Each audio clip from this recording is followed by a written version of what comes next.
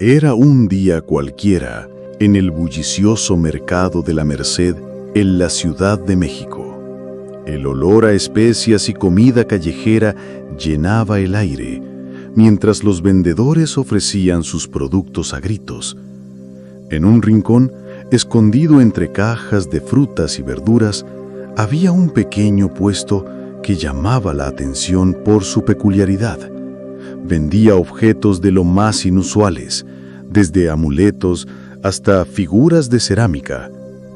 Fue allí donde conocí a don Emilio, un anciano con una mirada astuta y una sonrisa enigmática. ¿Te gustaría tener un poco de suerte, joven?, me preguntó, señalando a un pequeño duende de cerámica que parecía estar custodiando un frasco lleno de polvo brillante. Este duende es especial. Si lo cuidas bien y le haces una ofrenda, te traerá fortuna. Pero si lo descuidas, su magia se volverá en tu contra. Atraído por la idea de mejorar mi suerte, decidí comprarlo. Don Emilio me advirtió que debía dejarle un poco de comida y una bebida cada semana, así como hablarle y agradecerle por su ayuda. El precio era irrisorio y la promesa de buena fortuna era demasiado tentadora como para resistir. Al llegar a casa, coloqué el duende en un estante de mi sala, justo al lado de una planta de interior que siempre había tenido dificultades para crecer. La idea de tener un poco de magia en mi vida me emocionaba y empecé a imaginar cómo cambiaría mi suerte. Sin embargo, con el tiempo, la rutina del día a día me fue absorbiendo.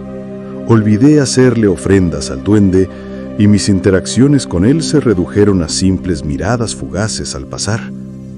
Las semanas se convirtieron en meses y la vida continuó su curso. Sin embargo, algo comenzó a cambiar. Las pequeñas desgracias empezaron a acumularse. Primero, perdí mi trabajo en una agencia de publicidad. La economía estaba difícil y aunque había sido un empleado ejemplar, me despidieron en una reestructuración.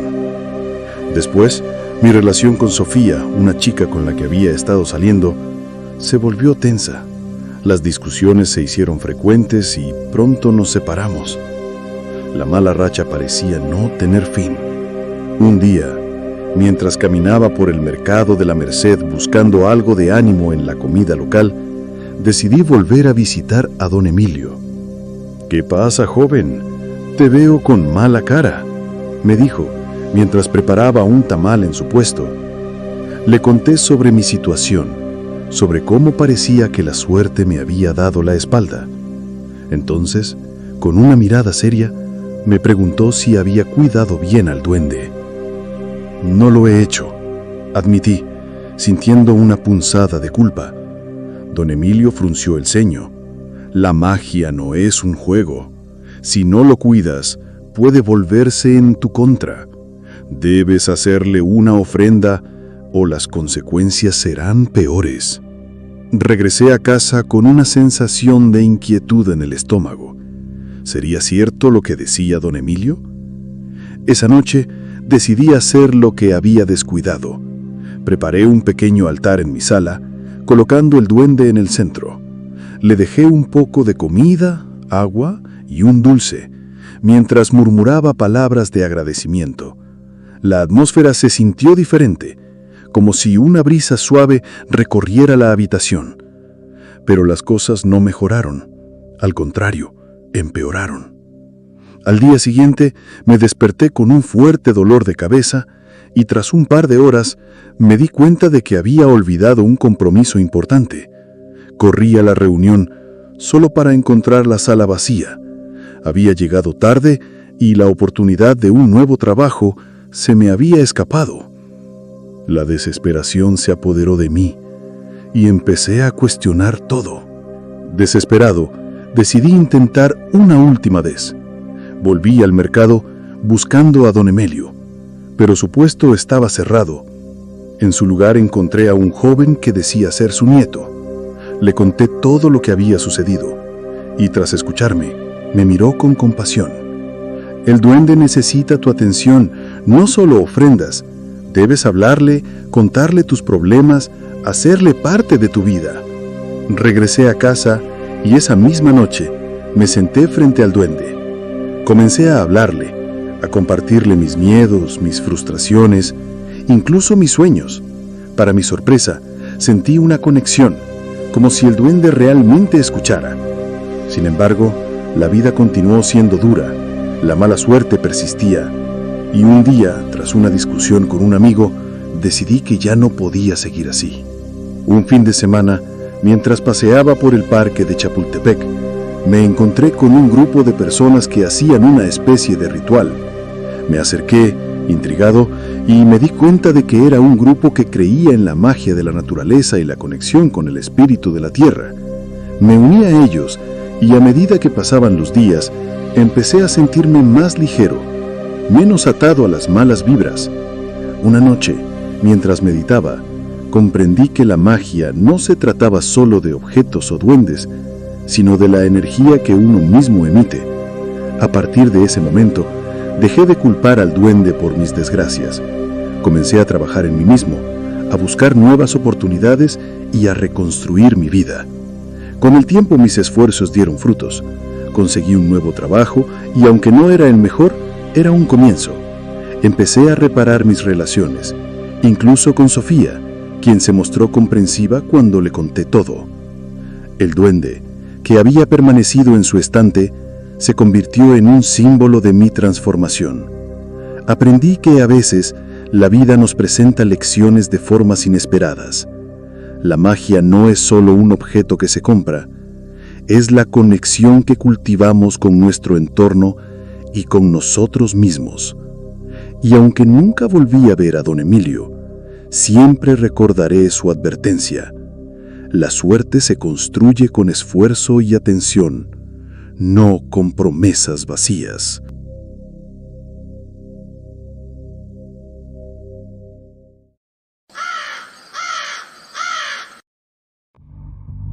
Me llamo Arturo, soy de Durango, y esto que voy a contar no me pasó a mí directamente, pero sí a mi cuñado. Y aunque al principio nadie le creyó, todo cambió cuando lo vimos con nuestros propios ojos. Mi cuñado, Lalo, es un tipo bien aventado, medio desesperado por hacer dinero. Tiene un taller mecánico, pero la verdad nunca le iba tan bien. Un día llegó todo emocionado diciendo que había hecho un trato, que un conocido de Gómez Palacio le había vendido un duende de esos que te ayudan a atraer clientes, que nomás lo tenías que cuidar y alimentarlo bien. Desde que lo trajo, todo cambió. En menos de una semana, tenía el taller lleno de carros, hasta gente de fuera del estado le llegaba. Compró herramienta nueva, pintó el local y hasta se cambió de camioneta. Yo la neta pensé que se había metido en algo turbio, pero él siempre decía, «No hombre, es el duendecito, ese sí jala». El duendecito lo tenía escondido en un rincón del taller, tapado con un trapo. Nunca dejaba que nadie lo viera, nomás decía que le dejaba dulces, una copita de tequila y un cigarro cada noche. Que si lo hacía diario, el duende se ponía contento y lo ayudaba más. Pero Lalo es bien olvidadizo. Con tanta chamba empezó a descuidarlo. Un día no le dejó su tequila, otro día no le puso el cigarro, hasta que una noche se le olvidó por completo. Lo que pasó después ya no fue normal. Llegó al taller en la mañana y encontró todo revuelto, las herramientas tiradas, los carros rayados, aceite regado por todos lados.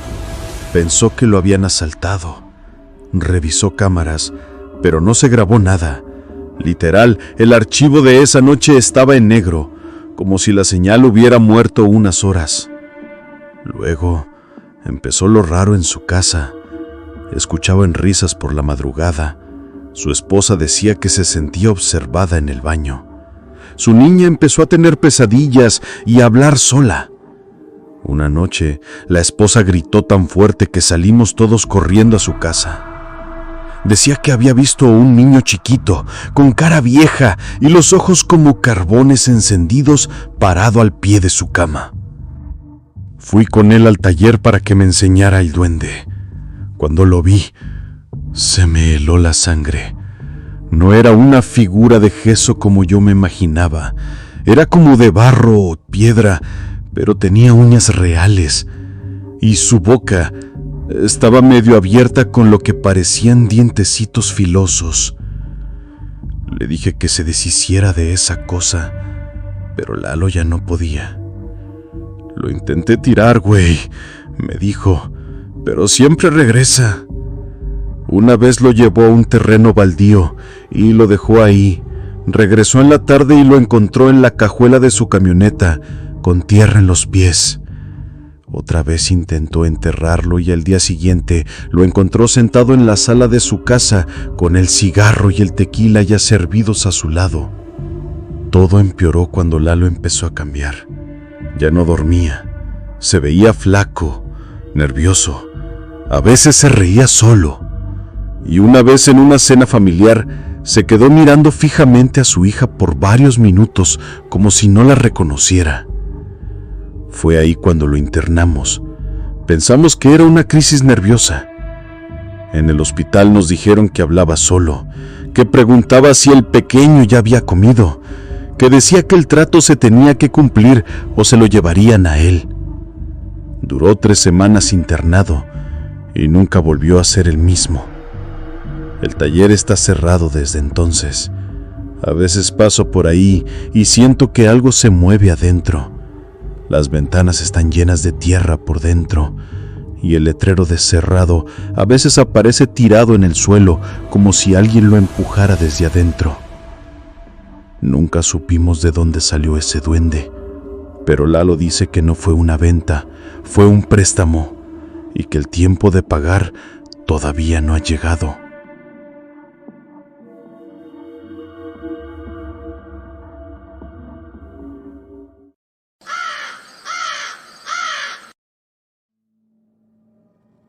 Mi nombre es Eric y soy de Coatepec, Veracruz. En mi familia siempre se ha dicho que los cafetales esconden más cosas que animales salvajes o serpientes, pero yo nunca creí nada de eso hasta que me tocó verlo con mis propios ojos. Hace como 4 años, mi primo Toño consiguió lo que él llamaba una joya. Se trataba de un duende tallado en madera al que le habían metido energía para atraer la suerte, según dijo. Lo compró en una feria de cosas esotéricas en Jalcomulco. Era pequeño, no medía más de 25 centímetros, con ojos negros de vidrio y una sonrisa torcida que parecía burla. A mí la verdad me dio mala espina desde que lo vi. «Este es de los buenos», me dijo Toño. «Con este el rancho se va a llenar de dinero. Nomás hay que darle su respeto». Al principio todo parecía funcionar. Las cosechas salieron más abundantes, encontró compradores que pagaban bien el café y su mujer se alivió de una enfermedad que arrastraba desde hacía meses. Pero Toño se volvió raro. Empezó a decir que el duende le hablaba, que por las noches lo llamaba por su nombre y que le pedía cosas raras, decía, pero nunca quiso decir cuáles. Un día fuimos a su casa. El ambiente era pesadísimo. En una esquina de la sala, el duende estaba sentado en una repisa rodeado de hojas secas, un vaso con agua turbia y una cajita de cerillos. No había luz, ni música, ni olor a comida. Solo ese silencio extraño que te pone tenso sin saber por qué. Mi tía, la mamá de Toño, me dijo al oído que ya no dormía bien desde que ese mono estaba ahí. Toño empezó a volverse agresivo. Se encerraba días completos, hablaba con él solo y escribía cosas en libretas que no dejaba leer a nadie. Decía que si no obedecía lo que el duende le pedía, todo se le iba a ir al carajo, que ya no podía deshacerse de él, que si lo intentaba, algo peor vendría. Una noche, mientras llovía con ganas, Toño salió corriendo de su casa, sin camisa y con el duende envuelto en un costal. Dijo que lo iba a enterrar en la montaña, en un lugar donde nadie lo encontrara. No supimos más de él hasta el día siguiente, cuando lo encontraron a la orilla de una barranca, todo golpeado y hablando incoherencias. Lo raro fue que el costal estaba vacío. Desde entonces, Toño ya no volvió a hablar del tema. Vive en casa de su madre, pero parece ido, como si algo se le hubiera roto por dentro. No trabaja, no sale, no habla más que con su perro. A veces, cuando paso frente a su ventana, lo veo mirando hacia el monte, como si esperara a alguien. Y ahí está lo más jodido.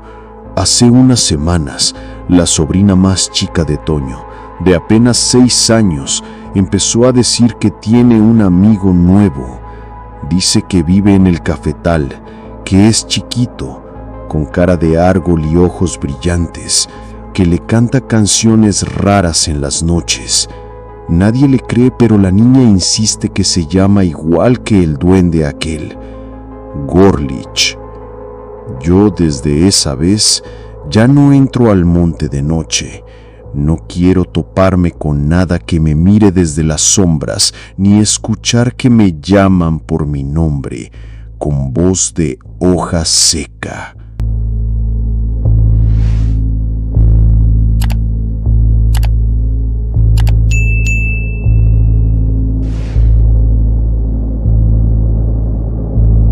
bensound.com